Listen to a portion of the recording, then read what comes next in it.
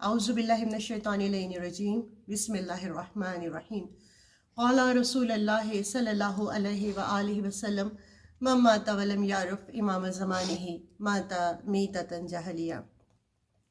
سب سے پہلے تمام تعریفیں، تمام حمد و ثنا، تمام زیبائی اس خالق کائنات کے لیے کہ جس کی قبضہ قدرت میں ساری خدائی ہے، اور لاکھ لاکھ شکر ادا کرتے ہیں اس خداوند متعال کا کہ جس نے ہمیں جہاں بیش بہا نعمتیں عطا کیں وہاں سب سے بڑی نعمت چہاردہ معصومین کی عطا کی، کہ ہمارے دلوں میں ان کی محبت کا نور روشن کیا، اور اللہ سے دعا کرتے ہیں کہ بار الہا اس محبت کے صدقے اس نعمت کا بہترین اجر ہمیں دنیا میں بھی عطا فرما، اور مرنے کے بعد بھی اس کا بہترین اجر بہترین حالت میں ہمیں واپس لوٹا دینا۔ سامعین کرام، آج کے دور کی اگر سب سے بڑی ضرورت کوئی ہے تو وہ وقت کے امام کی معرفت ہے۔ جیسا کہ ختمی مرتبت نے فرمایا کہ جو مر گیا اور اپنے وقت کے امام کی معرفت حاصل نہ کر سکا، گویا وہ جہالت کی موت مرا، وہ گمراہی کی موت مرا۔ اب ہم جانتے ہیں کہ اس میں کوئی شک اور کوئی بھی شبے کی گنجائش ہے ہی نہیں کہ اب مولا کا ظہور بہت قریب تر ہے، اور موسٹلی نشانیاں مولا کے ظہور کی پوری ہو چکی ہیں۔ اب اس بات کو مد نظر رکھتے ہوئے ہم نے یہ ذمہ داری محسوس کی کہ ہم ایک سلسلہ شروع کریں کہ جس میں ہم بات کیا کریں کہ دور حاضر میں ہماری ذمہ داریاں ہیں کیا، کس طرح ہم اپنا اور اپنے بچوں کا رابطہ امام کے ساتھ مضبوط تر کر سکتے ہیں، کس طرح ہم اپنے امام کا زیادہ سے زیادہ قرب حاصل کر سکیں۔ تو اس زمن میں ہم نے اس سلسلے کو شروع کیا کہ جس میں انشاءاللہ تعالی ہم گفتگو کیا کریں گے کہ آج کے دور میں ہماری ذمہ داریاں کیا ہیں، معرفت امام اور ہماری ذمہ داریوں کے حوالے سے ہم بات کیا کریں گے۔ دیکھیں، یہ حدیث جو میں نے آپ کے سامنے پڑھی، یہ وہ حدیث ہے کہ اس حدیث کو حدیث متواتر بھی کہتے ہیں، یعنی کہ حدیث متواتر ان حدیث کو کہتے ہیں کہ جو تواتر کے ساتھ بیان کی گئی ہوں اور تمام فرقوں نے ان کو بیان کیا ہو، اور ان کی صداقت میں کسی بھی شک اور شبہ کی گنجائش باقی نہ ہو۔ تو ارشاد ہو رہا ہے کہ جو مر گیا اور اپنے زمانے کے امام کی معرفت کے بغیر مرا۔ اب دیکھیں، یہاں پر وقت کی پابندی نہیں ہے، جو بھی مرا، جہاں بھی مرا، جب بھی مرا، 40 ہجری کا بندہ ہے تو اس دور کے زمانے کی معرفت کے بغیر مرا، 60 ہجری کا بندہ اپنے زمانے کے امام کی معرفت کے بغیر مرا، یا آج کا انسان ہے، آج کا زمانہ ہے، آج کا بندہ اگر اپنے زمانے کے امام کی معرفت کے بغیر مرا، ارشاد ہو رہا ہے وہ جہالت کی موت مرا، وہ گمراہی کی موت مرا۔ اچھا، معرفت ہے کیا؟ اگر ہم بچوں کو سمجھانے کے لیے بہت ہی آسان الفاظ میں بات کریں، بہت ہی سمپل زبان میں بتائیں تو معرفت کے معنی ہے آگاہی کے، شعور کے، جاننے کے۔ جتنا جتنا امام کے بارے میں جو ہے وہ آگاہی بڑھتی جائے گی، شعور بلند ہوتا جائے گا، قرب بڑھتا جائے گا، جستجو بڑھتی چلی جائے گی، اتنی زیادہ معرفت بڑھتی چلی جائے گی۔ اب کوئی کہے کہ معرفت کیوں ضروری ہے؟ اس لیے کہ وہ بقول وجود ہیں، وہ ہادی برحق ہیں، وہ ہمارے منعم ہیں، ان کے وسیلے سے ہمیں نعمتیں ملتی ہیں۔ یہ کائنات اگر آج اپنی اصلی حالت میں موجود ہے تو انہی کی وجہ سے ہے۔ یہ پہاڑ اپنی جگہ جمے ہیں، یہ درخت اپنی جگہ کھڑے ہیں، یہ دریاؤں کی روانی ہے، یہ سورج چاند ستارے اگر اپنے اپنے مدار میں گردش کر رہے ہیں تو اس کا سبب یہ ہے کہ زمین پر اللہ کی حجت موجود ہے۔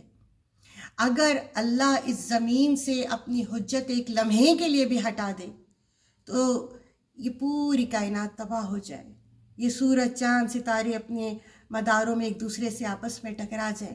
یہ تو اس کا لطف کرم ہے کہ اس نے ہر دور میں، ہر زمانے میں اپنی حجت کو ہمارے لیے اس زمین پر رکھا، اور کیونکہ امامت کے فوراً بعد قیامت ہے تو ہر دور میں اللہ تعالیٰ نے جو ہے وہ ہمارے لیے ایک ہادی مقرر کیا اور اس زمین پر رکھا۔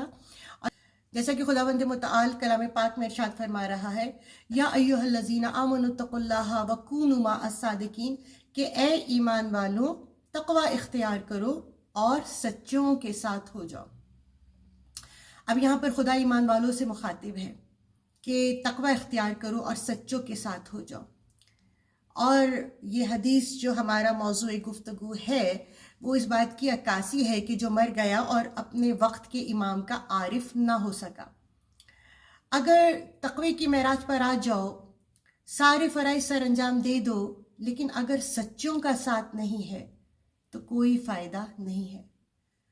خدا کہتا ہے کہ وہ قرآن تمہیں فائدہ نہیں دے گا۔ نجات اللہ نے سچوں کے دامن میں چھپا دی ہے۔ سچے کون ہیں؟ کہ جن کے لیے قرآن بتا رہا ہے کہ وہ سچے ایسے سچے ہیں کہ جن کو دیکھ کے یہود و نصارہ کہنے پر مجبور ہو گئے کہ یہ وہ ہستیاں ہیں، یہ ایسے سچے ہیں کہ اگر یہ پہاڑ کو بھی بددعا دے دیں تو وہ بھی ریزہ ریزہ ہو جائے۔ اور ختمی مرتبت سے جب یہ پوچھا کہ یا رسول اللہ وہ سچے کون ہیں، تو آپ نے فرمایا کہ وہ سچا زمانے کا محمد میں ہوں، اور میرے بعد ہر دور میں ایک وقت کا محمد اللہ نے رکھا ہے، دور میں ایک وقت کا محمد اللہ نے زمین پر رکھا ہے۔ اگر اس وقت کے محمد کا ساتھ نہیں ہے تو وہ تقوی کام نہیں آئے گا۔ آج بھی یہ آیت قرآن میں موجود ہے، آج بھی وقت کا ایک محمد ہمارے درمیان موجود ہے، بے شک پردہ غیبت میں صحیح، لیکن جب تک اس سچے کا ساتھ نہ ہو کوئی عبادت، کوئی عمل قابل قبول نہیں ہوگا، جب تک ان کی خوشنودی نہ ہو۔ ہمارا تو یہ ایمان ہے کہ ہمارے امام، ہمارے مولا، ہمارے آقا ہر لمحے، ہر ساعت، ہر آن، ہر لحظہ ہمارے اوپر نگاہ رکھے ہوئے ہیں، وہ ایک لمحے کے لیے بھی ہم سے غافل نہیں ہے۔ آقا بہجت سے کسی نے پوچھا تھا نا کہ آقا میں روزانہ اپنے وقت کے امام سے کچھ دیر گفتگو کرتا ہوں، کیا میرے مولا اس کو سنتے ہیں؟ تو آقا نے بہت حیرت کے ساتھ اس کو دیکھا اور کہا کہ تم جانتے ہو کہ یہ الفاظ جو تمہارے زبان سے نکلے یہ میرے کانوں میں بعد میں پہنچے، پہلے یہ وقت کے امام کی بارگاہ میں حاضر ہوئے۔ تو بس ضرورت ہے آج کے دور میں اس بات کی کہ ہم کوشش کریں کہ ہمارے اندر اپنے وقت کے امام کی قربت کی تڑپ بڑھتی چلی جائے۔ آپ دیکھیں، اگر سوچیں کہ ہمارے گھر میں کسی ایک مہمان نے آنا ہوتا ہے، ہفتوں پہلے سے ہم تیاریوں میں شروع ہو جاتے ہیں، تیاریوں میں مصروف ہو جاتے ہیں، اپنے گھر میں تیاری کرتے ہیں۔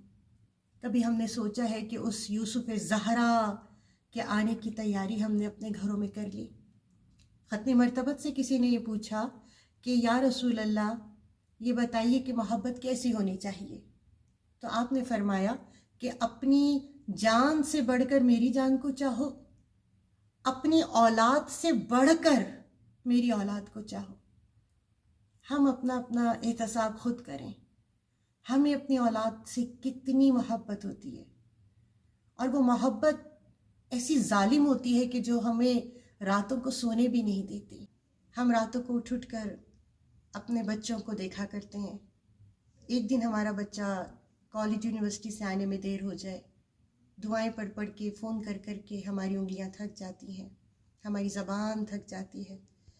کبھی سوچا ہے کہ رسول کے بیٹے کے آنے میں اتنی تاخیر ہوتی چلی جا رہی ہے، کیا ہم اتنی ہی تڑپ سے ان کے لیے دعائیں مانگتے ہیں؟ کیا اتنا ہی رو رو کے کبھی ہم نے سوچا ہے کہ سارا دن گزر گیا، ہم نے اپنے امام سے بات نہیں کی، آج ہم نے ان سے رابطہ نہیں کیا؟ ہمارے اندر وہ تڑپ اتنی ہے۔ ہم اپنے بچوں کو ٹرینڈ کریں کہ ہم نے جائے نماز پر بیٹھ کر نماز پڑھنے کے بعد کچھ دیر اپنے امام سے بات کرنی ہے۔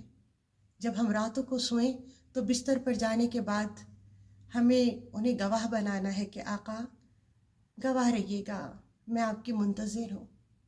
آقا جب ظہور ہو تو میری زبان کو طاقت دیجیے گا کہ میں آپ کی آواز پر لبیک کہہ سکوں۔ اللہ ہم سب کو توفیق عطا فرمائے کہ ہم سب اپنے امام کا قرب حاصل کر سکیں. ہم سب کو توفیق عطا فرمائے کہ ہم اپنے وقت کے امام کی زیارت کر سکیں، اس وقت تک موت نہ آئے جب تک ان کا دیدار نہ کر لیں. مر بھی جائیں تو اپنے قبروں کی مٹی سروں سے جھاڑتے ہوئے امام کے قدموں کی طرف لبیک کہتے ہوئے دوڑیں. آمین یا رب العالمین. ربنا تقبل منا انك انت السميع العليم. اللهم صل على محمد وآل محمد وعجل فرجهم اجمعين.